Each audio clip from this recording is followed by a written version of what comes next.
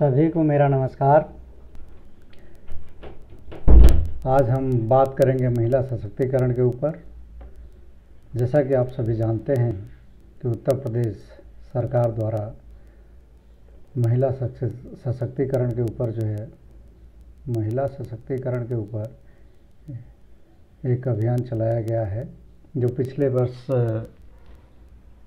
नवरात्रि से शुरू हुआ और अभी भी वो चल रहा है। आज महिला सशक्तिकरण के संबंध में हम महिलाओं और बालिकाओं के प्रति घरेलू हिंसा तथा लैंगिक असमानता का मानसिक विकास पर प्रभाव के बारे में हम बात करेंगे। सभी लोगों को पता है कि महिला सशक्तिकरण में सबसे ज़्यादा बाधक अगर कोई है तो वह घरेलू हिंसा है। हम आइए समझने की कोशिश करते हैं घरेलू हिंसा किसे कहते हैं। घरेलू दायरे में किसी महिला या किसी बालिका के प्रति होने वाले शारीरिक, मानसिक, आर्थिक, भावनात्मक एवं मौखिक हिंसा जो कि किसी ऐसे व्यक्ति के द्वारा किया जाता है जो परिवार से संबंधित हो, को घरेलू हिंसा कहा जाता है। इसका मतलब अगर हम साधारण शब्दों में कहें तो घर के भीतर होने वाले किसी महिला के प्रति हिंसा को हम घरेलू हिंसा कह सकते हैं। घरेलू हिंसा के संबंध में भारत सरकार ने एक अधिनियम पारित किया था, जिसको घरेलू हिंसा अधिनियम 2005 कहते हैं। यह अधिनियम 13 सितंबर 2005 में पारित हुआ और 14 सितंबर 2005 को भारत सरकार के गजट में प्रकाशित हुआ। यह अधिनियम 26 अक्टूबर 2006 को जम्मू कश्मीर को छोड़कर संपूर्ण भारत में लागू हुआ।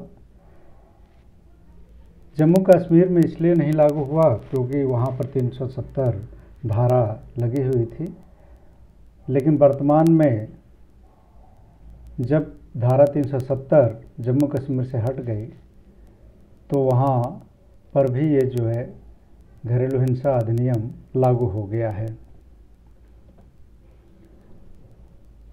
आखिरकार ये घरेलू हिंसा अधिनियम 2005 लाने या लागू करने के क्या कारण थे, इसके संबंध में अगर हम बात करें तो यह अधिनियम महिलाओं को प्राप्त संवैधानिक अधिकार अर्थात दैहिक स्वतंत्रता तथा गरिमामय जीवन जीने के अधिकार को लागू कराने तथा वर्ष 1993 के अंतर्राष्ट्रीय समझौते, जिसके तहत मानवाधिकार के रूप में शामिल किया गया, को संरक्षित करने के लिए बनाया गया।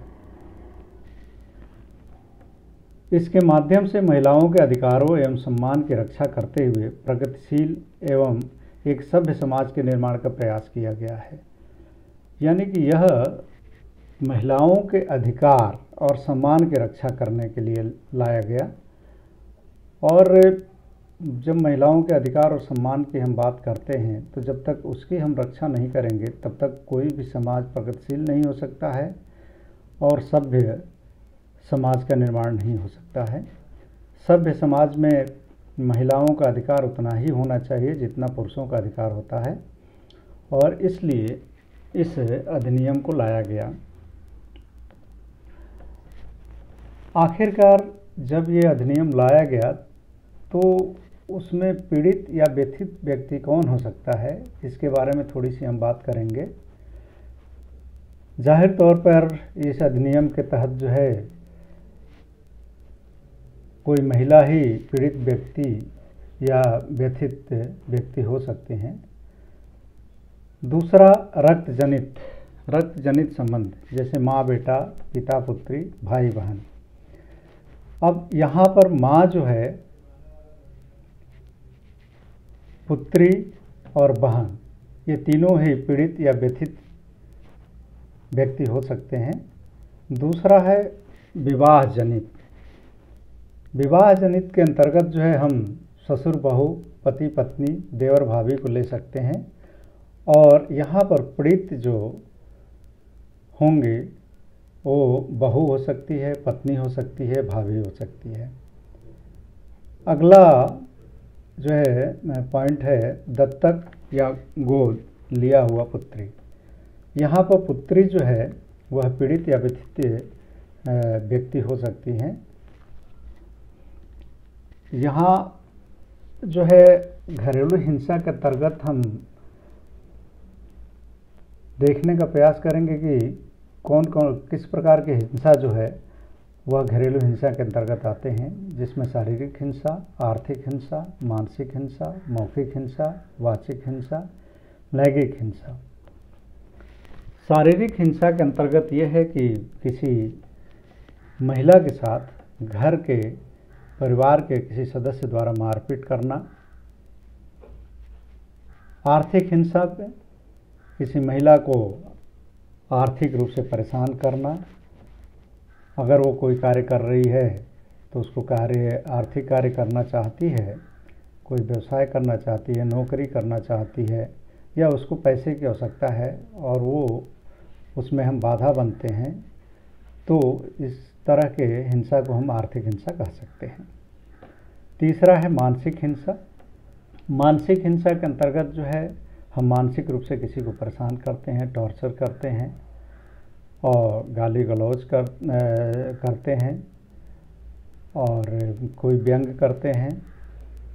उसी के अंतर्गत जो है मौखिक हिंसा या वाचिक हिंसा भी आता है।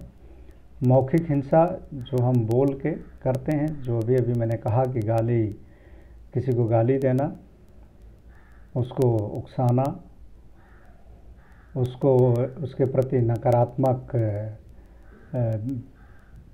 बात कहना, इस तरह के हिंसा को हम मौखिक हिंसा या वाचिक हिंसा कहते हैं। एक लैंगिक हिंसा भी होता है, जिसके अंतर्गत हम किसी परिवार के सदस्य, पुरुष परिवार के सदस्य के द्वारा किसी महिला का यौन शोषण करना या व्यभिचार करना या अप्राकृतिक संबंध बनाना हो सकता है। ये सब हिंसा के प्रकार के अंतर्गत आते हैं। अब हम बात करेंगे, एक पॉइंट ये भी है कि लैंगिक असमानता। सभी को पता है कि आज भी समाज में, जबकि विकसित समाज हो गया है, आधुनिक समाज हो गया है, शिक्षा का स्तर भी बढ़ गया है, आर्थिक स्तर भी हमारा बढ़ गया है, लेकिन आज भी भारत में लैंगिक असमानता देखने को मिलती है। यहाँ पर लैंगिक असमानता से क्या तात्पर्य हो सकता है? लैंगिक असमानता से तात्पर्य लैंगिक आधार पर महिलाओं या बालिकाओं के साथ भेदभाव से है। परंपरागत रूप से समाज में महिलाओं को कमज़ोर वर्ग के रूप में देखा जा रहा है। वे घर और समाज दोनों जगहों पर शोषण, अपमान और भेदभाव से पीड़ित होती है। जैसा कि हम सभी देखते हैं कि घर में तो उसका शोषण होता ही है, समाज में भी होता है उसका शोषण, अपमान भी होता है और भेदभाव भी होता है। इवन बाहर जो है, अगर महिला जा रही है कार्यालय में, अगर किसी कार्यालय में है, किसी ऑफिस में है, किसी संस्था में है, वहाँ भी भेदभाव किया जाता है।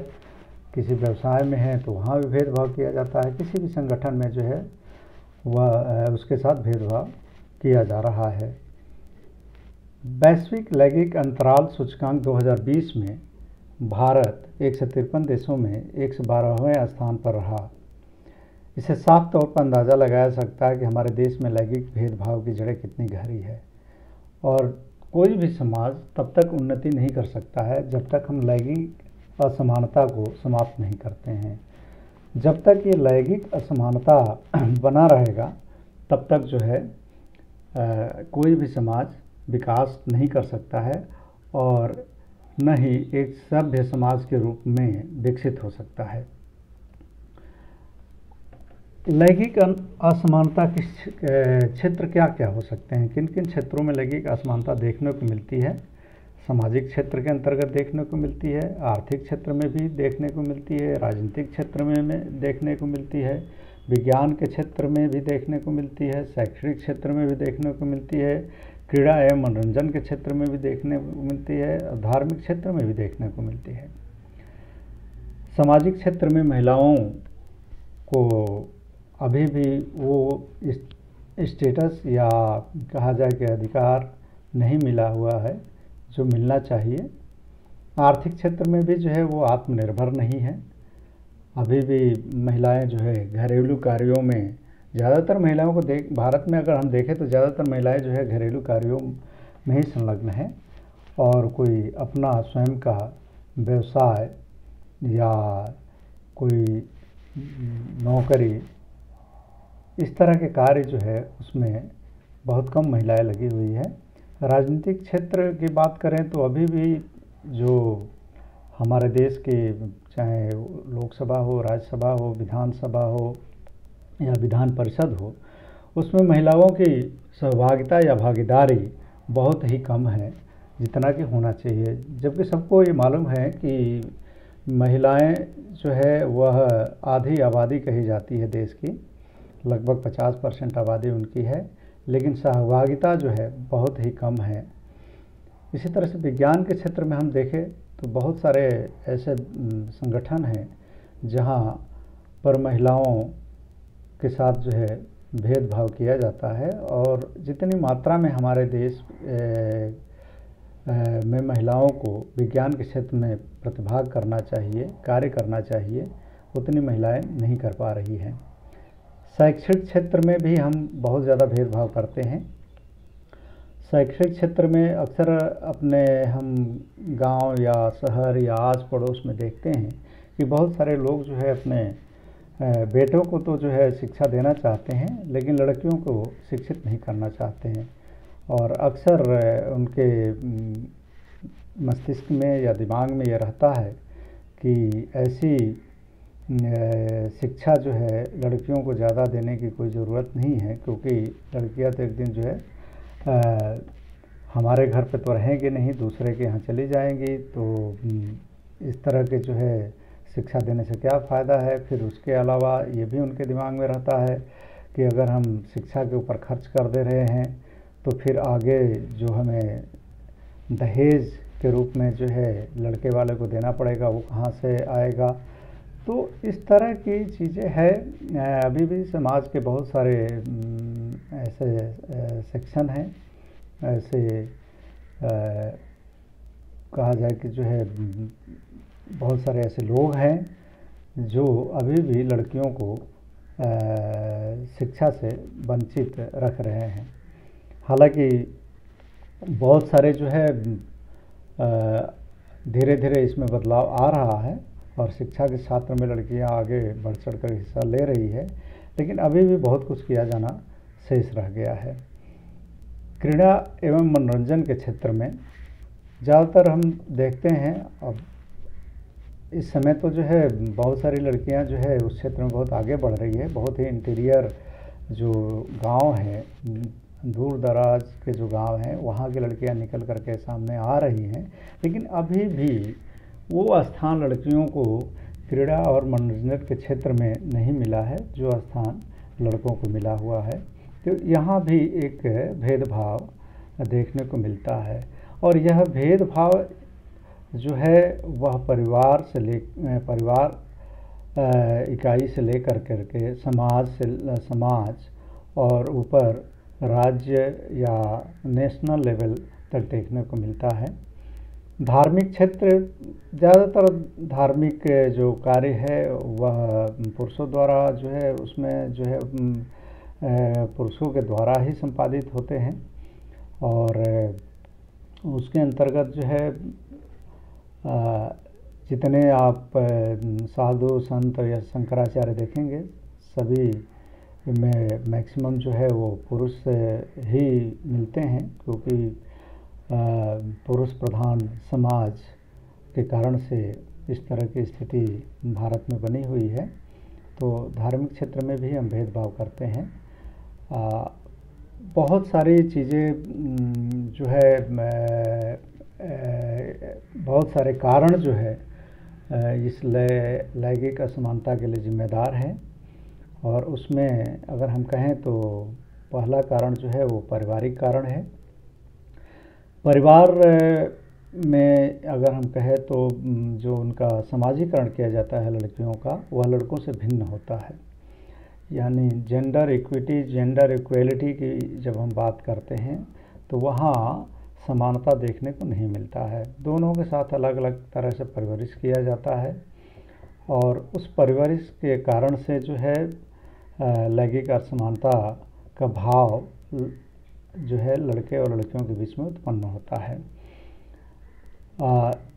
समाज में भी लड़के और लड़कियों को अलग रूप में देखा जाता है और लड़कियों को ज़्यादातर ये है कि नहीं वो घर पे रहे, अपना काम घर के भीतर करे, लड़के जो है बाहर निकले और बाहर काम करे। यह परिवार भी सोचता है, यह समाज भी सोचता है और इस कारण से भी लैंगिक असमानता समाज में फैली हुई है। धार्मिक कारण, और जैसा कि मैंने बताया कि जो है महिलाएं या लड़कियां जो है वह अभी भी धर्म गुरु कह लीजिए या जितने सारे हमारे देश में अखाड़े हैं और जितने सारे हमारे देश में बड़े बड़े जो मठ है उसमें सब पुरुषों का आधिपत्य है, महिलाओं का नहीं है। और फिर बहुत सारा जो है ये है कि कुछ इसके पीछे ये भी है कि कहीं कुछ मंदिर इस तरह के भी है जहाँ पर अभी भी जो है महिलाओं का प्रवेश जो है वो निषेध किया गया है। तो बहुत सारे चीज़ें हैं जो धर्म के कारण भी लैंगिक असमानता फैली हुई है। शैक्षणिक कारण, शिक्षा का अभाव जो है एक बहुत बड़ा कारण है। जब शिक्षा का अभाव रहेगा समाज में तो वहाँ भेदभाव होना निश्चित है और महिला और पुरुष का जो अगर हम लिटरेसी रेट देखें उसमें भी बहुत बड़ा जो है वो दोनों के बीच में अंतर है। तो यह भी एक लैंगिक असमानता का कारण है, क्योंकि शैक्षणिक रूप से जब हम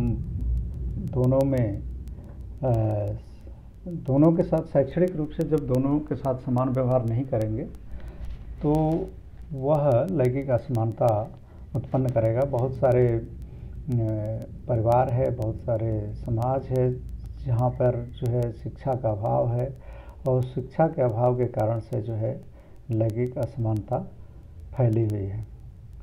आर्थिक कारण, महिलाएं अभी भी पुरुषों के ऊपर आर्थिक रूप से निर्भर है और इस निर्भरता का लाभ जो है पुरुष वर्ग ज़्यादा उठाता है और इस कारण से जो है पुरुष जो है वह महिलाओं के ऊपर डोमिनेंट रहते हैं, क्योंकि सारा जो व्यवहार है वह पुरुषों के ऊपर होता है और पुरुष अपना जो है आधिपत्य समझते हैं कि सब कुछ कमा करके हम ही ला रहे हैं और इसमें योगदान जो है महिलाओं का कुछ भी नहीं है। तो बहुत सारी ऐसी चीज़ें हैं जिसके कारण से जो है लैंगिक असमानता देखने को मिलता है और जिसकी शुरुआत जो है वो परिवार से होती है और परिवार से शुरू होकर के समाज, धर्म और शिक्षा और अर्थ पे आकर के रुकती है। तो कहीं न कहीं जो है लैंगिक असमानता के लिए जो है सबसे ज़्यादा अगर जिम्मेदार है तो वह हमारा परिवार है, उसके बाद समाज है और शिक्षा का अभाव और आर्थिक रूप से जो आत्मनिर्भर महिलाओं को होना चाहिए वह आत्मनिर्भरता अभी नहीं प्राप्त की हुई है। बहुत कम महिलाएं हैं जो आर्थिक रूप से आत्मनिर्भर हैं और जो महिलाएं आर्थिक रूप से आत्मनिर्भर हैं उनमें लैंगिक असमानता के भाव भी बहुत कम देखने को मिलता है। तो ये जो इनइक्वेलिटी जो है की बात अगर करें, लैंगिक जो है जेंडर इनइक्वेलिटी की बात करें तो कहीं न कहीं हमारे समाज के विकास में, हमारे राष्ट्र के विकास में यह बहुत बड़ा एक बाधा है। तो इसको प्रश्न उठता है कि इसको समाप्त करने का क्या उपाय हो सकता है। मेरे हिसाब से सबसे पहला तो उपाय यह है कि समाज की मानसिकता में परिवर्तन किया जाए, यानी समाज जो है जितना महत्व लड़कों को देता है उतना ही महत्व लड़कियों को दे, और अगर ऐसा समाज करता है तो फिर समाज के अंतर्गत लैंगिक असमानता दूर हो सकती है। लड़के और लड़कियों दोनों के लिए एक समान समाजीकरण किया जाए।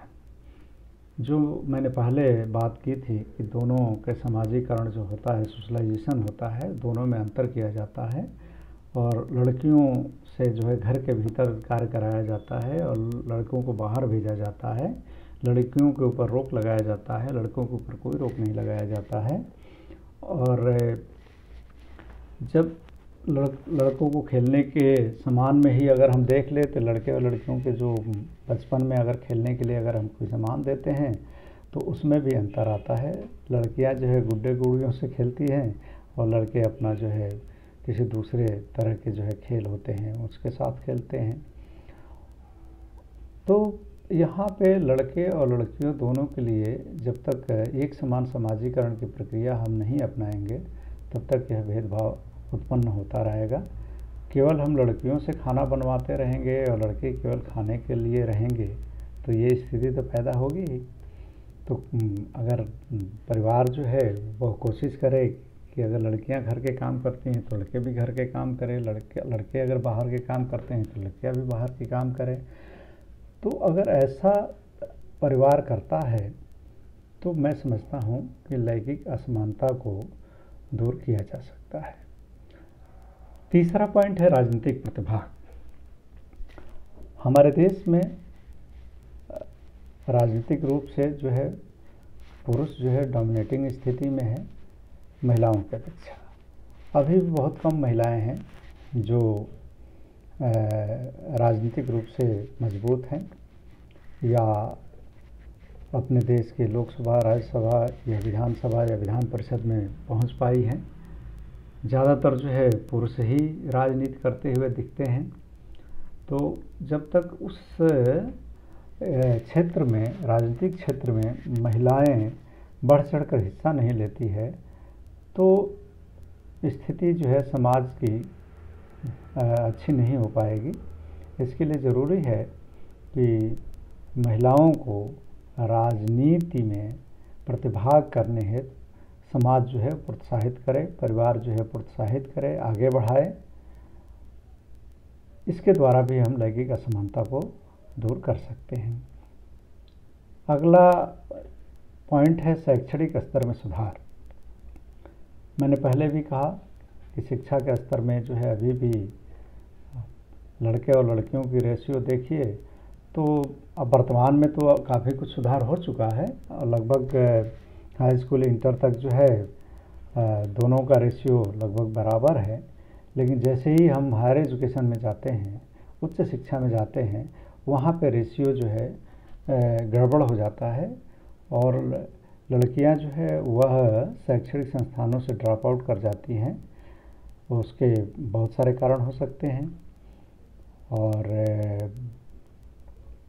जब तक हम लड़के और लड़कियों के जो एजुकेशन जो रेशियो है उसमें सुधार नहीं करेंगे तब तक जो है लैंगिक असमानता को दूर नहीं किया जा सकता है।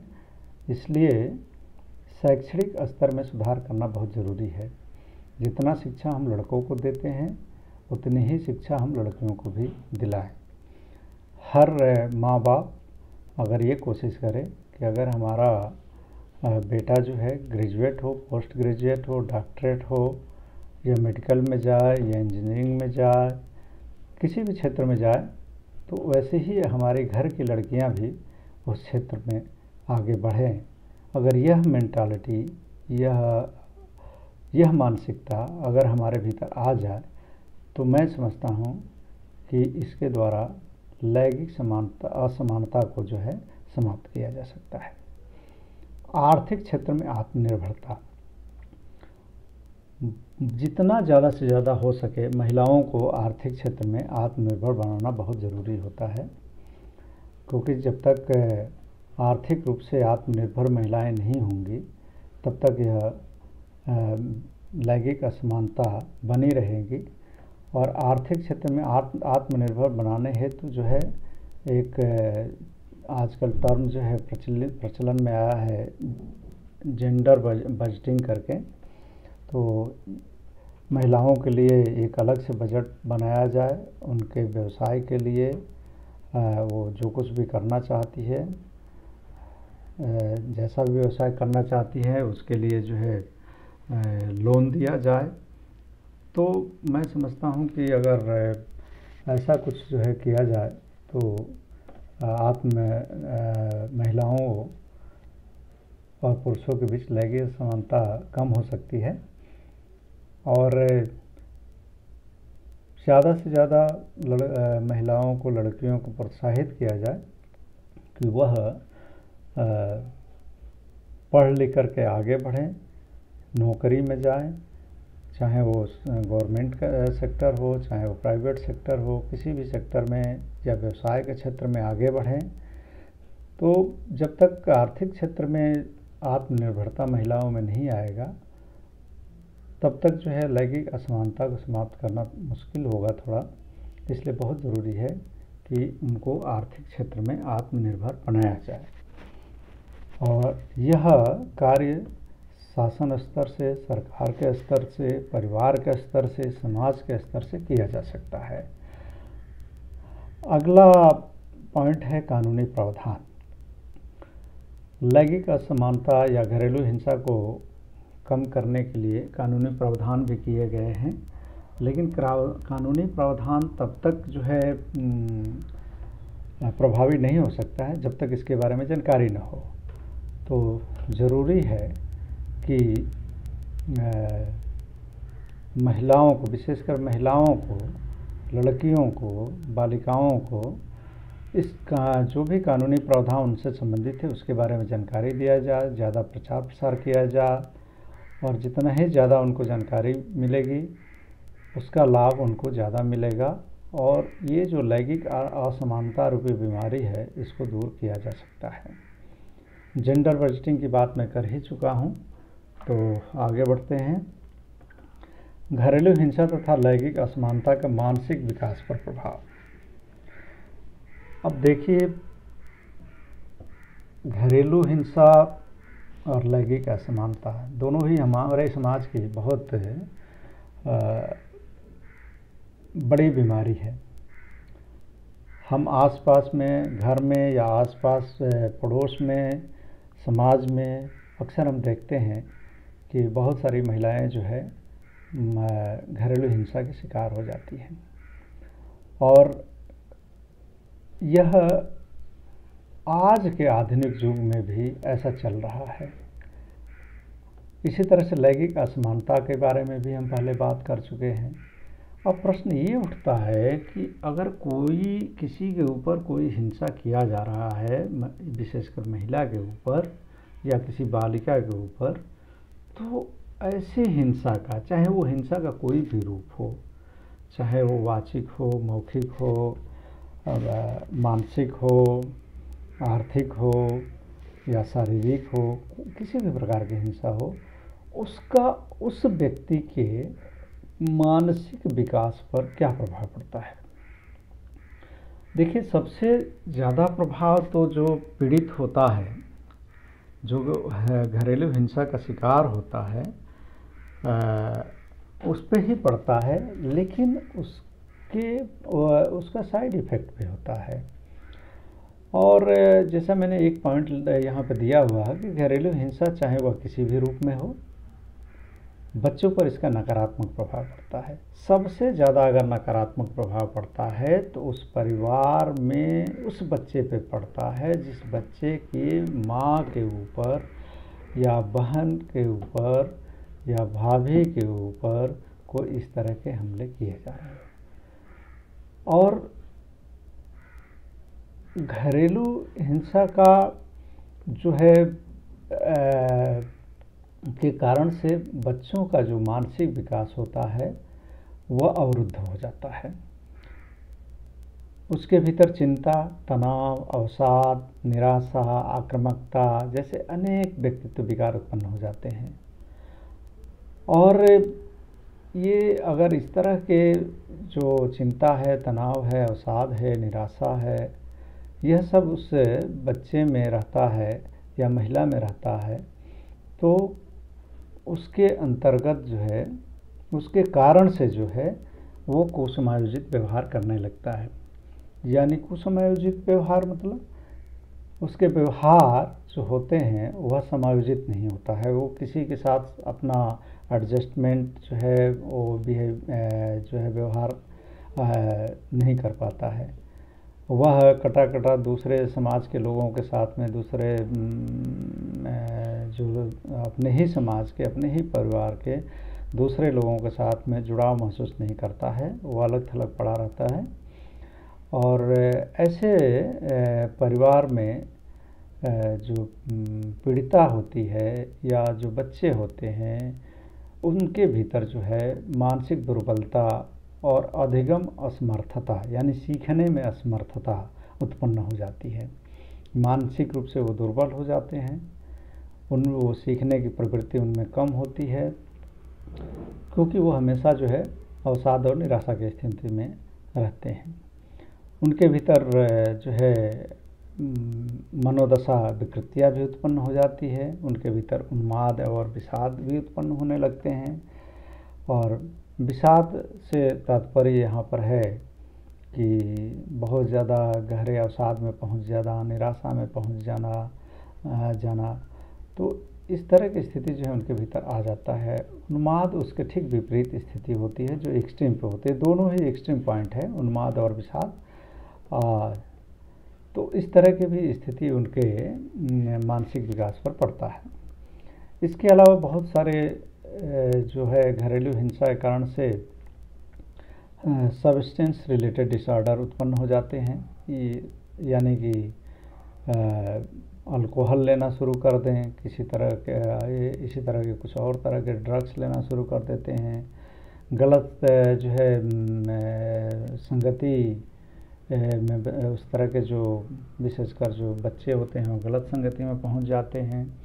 हिंसा तो होता है महिला के ऊपर, लेकिन उस महिला का अगर कोई बच्चा है, चाहे वो लड़का है या लड़की है, उन दोनों के ऊपर ही इसका प्रभाव पड़ता है।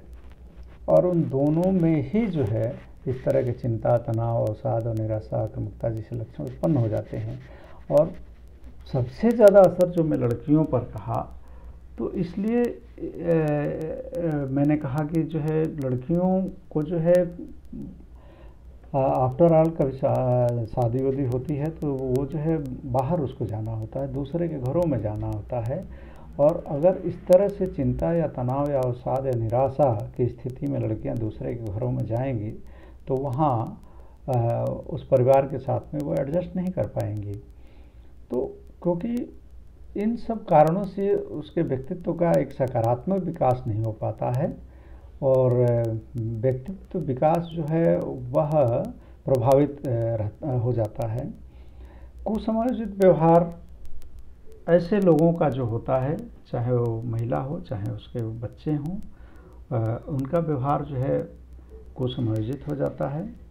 वह न समाज के साथ, न परिवार के साथ, न ही अन्य लोगों के साथ में समायोजन स्थापित कर पाते हैं।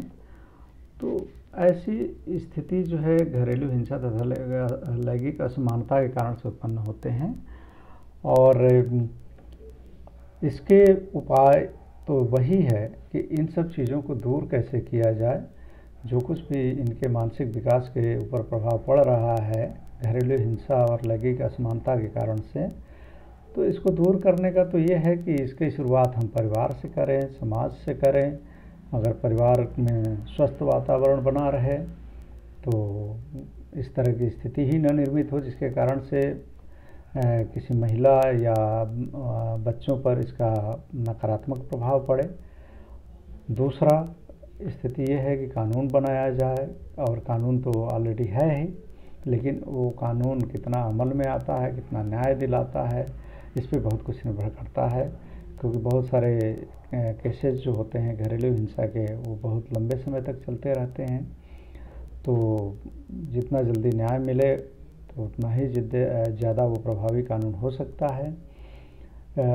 इसके अलावा अगर कोई कोई व्यक्ति इस तरह से मानसिक रूप से जो है अवसाद में पहुंच गया है, तनाव में पहुंच गया है, या चिंता या निराशा की स्थिति में पहुंच गए हैं, कोई भी महिला हो सकती है या कोई भी लड़की हो सकती है, तो उसको जो है जितना जल्दी हो सके उतना जल्दी जो है किसी मनोचिकित्सक या किसी काउंसलर के यहाँ पहुँचाने की व्यवस्था की जाए, जिससे उसके भीतर के जो ये तनाव है, अवसाद है, या चिंता है, या निराशा है, इन सब को जो है, या जो भी मानसिक दुर्बलता है, इनको जो है जल्दी से जल्दी इसका निराकरण किया जाए। उचित जो है काउंसलिंग के ज़रिए, उचित गाइडेंस के ज़रिए, उचित जो है थेरेपी के ज़रिए इसको दूर किया जा सकता है।